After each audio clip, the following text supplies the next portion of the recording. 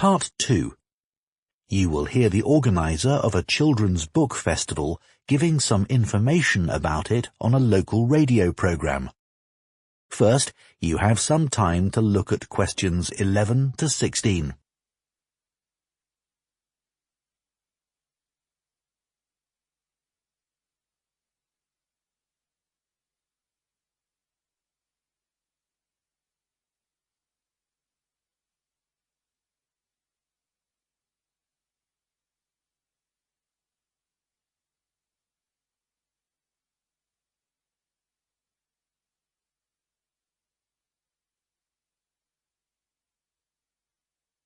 Now listen carefully and answer questions 11 to 16.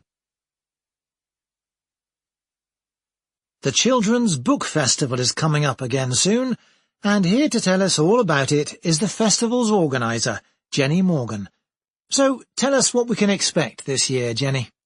Well, as usual, we've got 5 days of action-packed, exciting events for children, with writers coming from all over the country getting involved.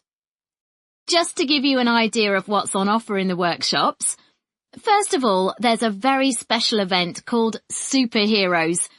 This is a chance for deaf children to share their reading experiences with author Madeline Gordon, who is herself hearing impaired. Just Do It is a practical workshop led by the well-known illustrator Mark Keane. He'll take participants on a magical journey to faraway lands with an opportunity for aspiring actors to do some role play.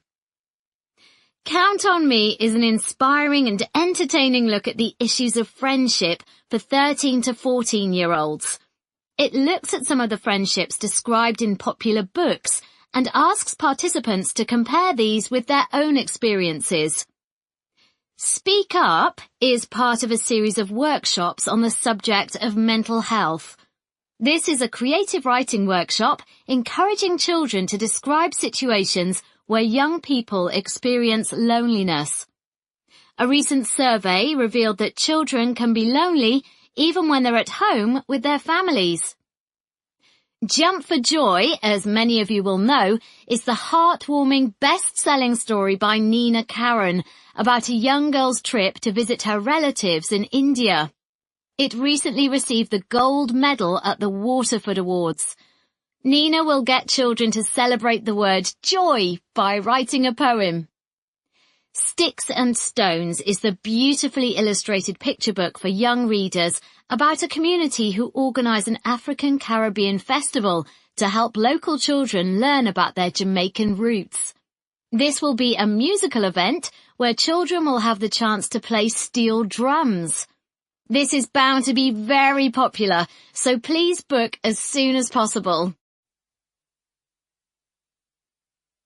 Before you hear the rest of the program, you have some time to look at questions 17 to 20.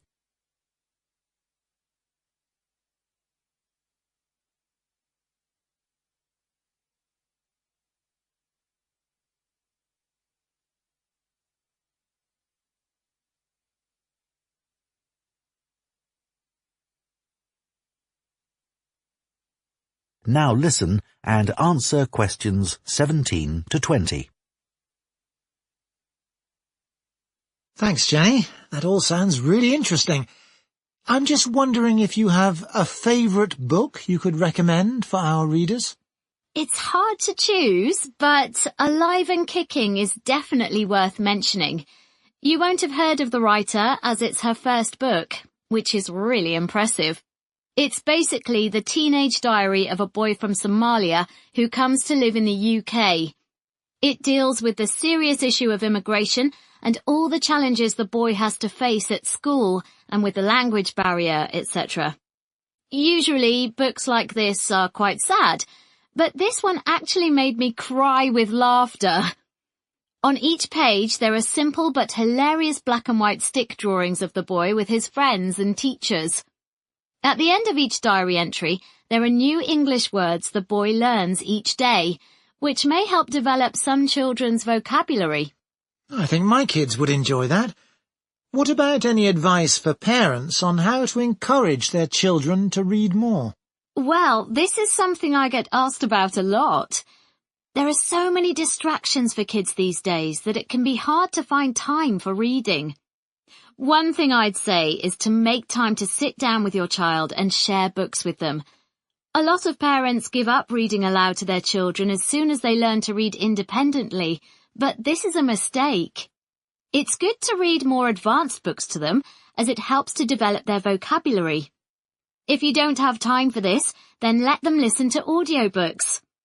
Often they'll want to read books they've listened to for themselves. I think it's a good idea to make a mental note of the type of books your child is reading. Often they just read the same genre all the time, which can get a bit boring.